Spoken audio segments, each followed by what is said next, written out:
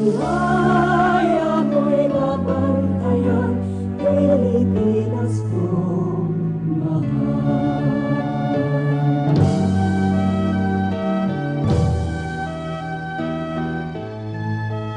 Ang bayan ko'y tanging ikaw, Pilipinas kong mahal, ang puso ko at buhay man sa'yo'y bibigay. Tungkulin kong gagampanan, nalangit ang paglingkuran, ang laya mo'y mabantayan, Pilipinas kong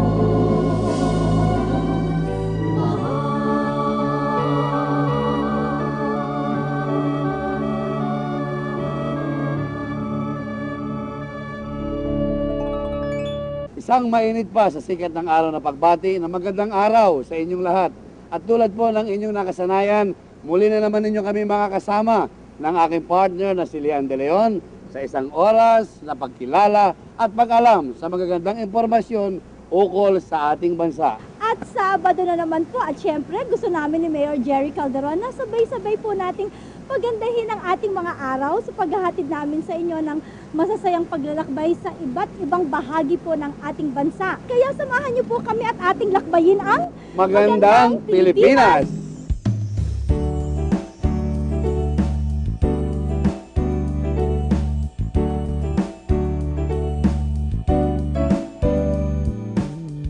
Uunlad kayo, uunlad kami, uunlad tayo, uunlad tayong lahat. Uunlad kayo, uunlad kami. Sa magandang Pilipinas, sama ang lahat. Sa magandang Pilipinas, bida ang lahat. Sa sigla ng taong bayan at gobyernong matapat, tayo ay papatnubayang sama-samang aangat sa masaganang Pilipinas, pinagpalang Pilipinas, sa magandang Pilipinas. Uunlad tayong lahat. Uunlad kayo, uunlad kami, uunlad tayo, LME.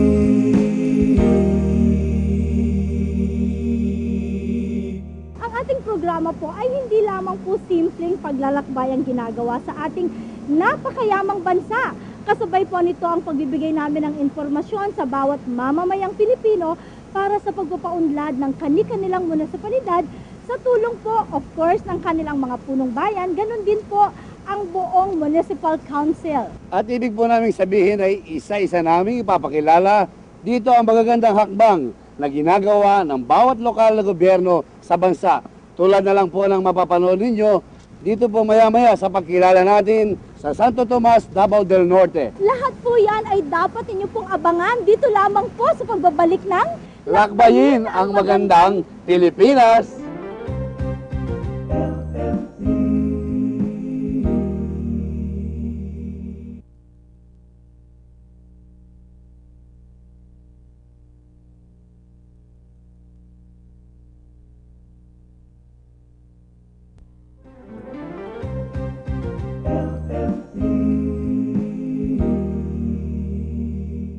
Patuloy na paglilibot sa kagandahan po ng Santo Tomas, Davao del Norte, meron po kaming nadiscovering isang lugar na masarap pasyalan ng buo pong pamilya. At akalain mo bang maganda pa lang mag-picnic sa lugar na iyon sa Santo Tomas? Oo nga, Mayor Jerry, kunwari ikaw, sasama ka ba kung yayayain ka naming mamasyal at mag-picnic sa tabi ng basurahan.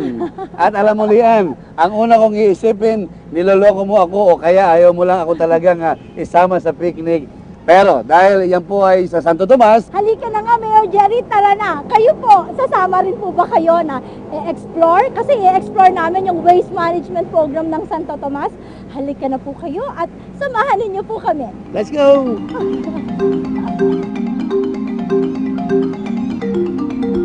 Nako, Administrator Joel Bayanay. Napakaganda naman itong lugar natin. Parang ang sarap-sarap mag-picnic naman dito kasi sariwa yung hangin. Tapos meron tayong mga bulaklak dito, meron kang pwedeng upuan, pwede kang kumain. Pero alam nyo po ba na ito pong kinalalagyan po namin na isang maganda pong garden ay ang kanila pong dump site. Nako, Administrator, pakikwentuhan nyo nga po kami kung bakit naging ganito kaganda, walang amoy, walang langaw. Sige nga po, Administrator. Paano nyo ba ito inumpisahan? Totoo talaga yan, Lian. Actually, nung una, way back in 2004, hindi ka talaga maka-stay dito na kahit 3 minutes, no? Okay. Sa dami ng basura hanggang sa Provincial Road. But when we started this program, itong Republic Act 9003, ito na yung unang ginawa po natin. After na nagawa natin yung mga ordinansa, saka nagbigay ng notice to proceed yung Environmental Management Bureau ng DENR, ito na yung conversion ng dam site natin. At right now, ang pangalan po natin ngayon dito is Municipal Ecological Park and Ecology Center. So pag wala tayong pera papuntang Davao City, pwede tayong mag-date dito sa Eco Park. Pwede naman talaga, Administrator. At ang isa ko pong nakita dito po sa municipality po ng Santo Tomas ay wala akong nakitang basurahan, pero walang kalat. Paano nyo po ba ginagawa yung, kasi paano itatapo ng mga mamamayan ang kanilang mga basura? Kasi walang basurahan, kahit saang sulok or highways or kanto, walang basurahan. Totoo talaga yan, Mia, no? Isa yan sa calibration po natin na kadalasan makikita natin sa ibang lugar, may mga strategic trash can na linalagay. Pero nakita natin na based sa aming observation na mahirap talaga yung mga tao. Talaga gusto nilang malinis yung kapaligiran, kaya lang mix yung basura.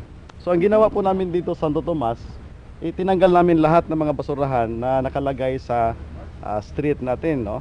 Saka yung ordinansa natin nagsasabi na dapat yung basurahan mo nandoon sa loob ng mga tindahan, wala sa labas. At saka i-deliver mo lang yan on the day of the schedule of hauling. So, kaya yan yung ginawa natin, tinanggal natin lahat ng basurahan. Ang ginawa natin doon, ginawa nating Planters Public Market. So, paano po itong Planters Public Market? Planters yung nilalagyan ng mga ornamentals na isang dekorasyon sa public market para may greens tayo doon. Okay. So tinanggal talaga natin, no? Wala na tayong basurahan sa mga daan natin at sa labas ng mga establishment. Mga kanto wala na.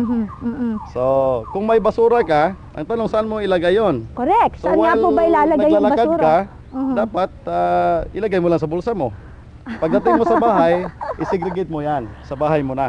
Ayun. So hindi ka pwedeng magtapon dito kasi may penalty pag magtapon ka sa daan. Nako, bayang Pilipinas. Ang ibig sabihin po pala nito, unang-una, dinisiplina natin yung mga mamamayan ng Santo Tomas. O kailangan siguro matuto muna nating pangalagaan nga. Kailangan i-absorb, malaman ng mga mamamayan yung kahalagahan ng kalinisan. Ang galing naman, Administrator. Siguro po kailangan bisitahin naman natin at biyahihin natin itong kanilang dump site na pinagmamalaki. Na walang langaw, walang amoy. Hali po kayo, samahan nyo kami.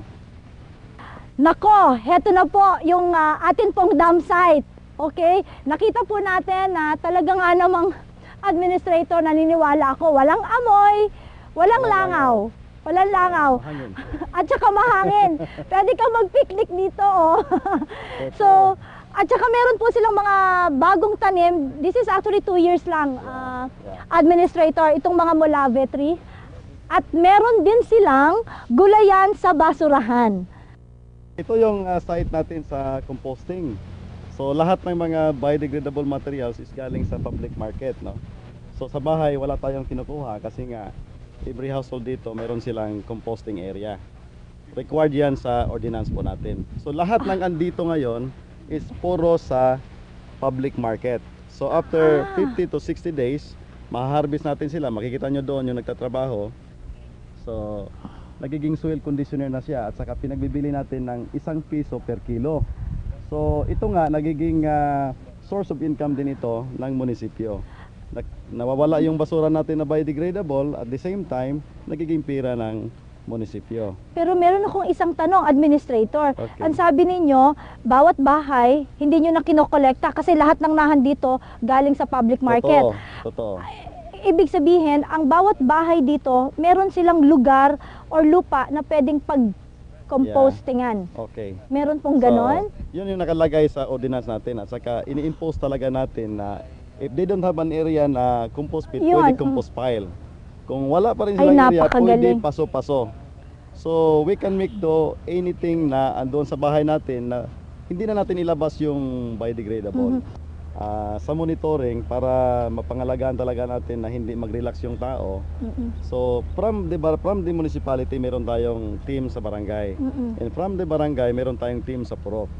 So once in every 2 weeks naglilibot yan sila para mag-conduct ng house to house. Yung kampanya po natin hindi po yung mga assemblies or Purok meetings kasi ilan lang yung magdatingan doon. So ang ginagawa talaga natin bahay-bahay talaga. Yung mga Purok leader on the day of the schedule of hauling ng mga basura nila, sinicheck yun. Pag wala kang basura, questionable ka bakit saan yung basura mo. So dapat talaga may basura ka. May basura ka talaga. Kailangan Ang sinabi kong makaipon ka basura, talaga. yung hindi yung biodegradable, Correct. yung hazardous at saka residual waste. Correct. At dahil nga ang San Totomas ay national awardee kayo So nagbibigay din ba kayo ng recognition dahil sinasabi nyo nga by barangays, by Purok. So nagbibigay ba ng recognition ang Municipality of Santo Tomas doon sa mga deserving? Alam naman natin na lahat nag-i-implement, lahat ng barangays. Pero meron talagang the best barangay. Totoo. Nagbibigay ba kayo ng recognition and awards para sa kanila? We allocated a budget, Lian, sa ating regular na search for Model Purok. Tinatawag namin yung bangga Kita mo? sa Kalimpyo. No? Hindi lang Or- barangay, no? We hindi are lang not talking the barangay but the Purok. Purok talaga. Mhm. So, the last time that we have a search, yung first prize po natin is 20,000 for the Purok. Ang galing. Sa barangay, meron din sa barangay. Mhm. So, yung first prize natin is nagkakalaga ng 50,000 in a form of projects. So, isa Nako. yan sa mga sustainability activity natin sa implementation ng Republic Act 003. Administrator, dito sa mga innovations nyo na ito, gusto ko lamang po at para maipaalam din natin sa ating mga manonood kung meron po bang mga naitulong ang ating mga donor agencies or ito po ay sariling sikap lamang ng lokal na pamahalaan para magawa ninyo itong lahat ng innovations and exemplary practices ng inyo pong bayan. Sa totoo lang, Lian, when we started this program, wala talagang budget na galing sa iba. We started in 2004 with a little budget coming from the Clean and Green program. So hanggang ngayon, ang tumutulong po sa atin, yung nakikita na nila yung epekto ng programa natin, yung mga local business establishment lang dito sa Santo Tomas. Like for example, one facility out there, yung residual processing facility is donated yan sa isang bus company dito sa Santo Tomas. Nagbigay sila ng 100,000 at saka lately yung Double Light and Power Company nagbigay din ng 275,000. That was after 2 years. Ito yung palaging sinasabi namin sa mga bumibisita dito na hindi mo kailangan may million ka para lang ma-implement mo ito. So what you need is people participation. Yung mga tao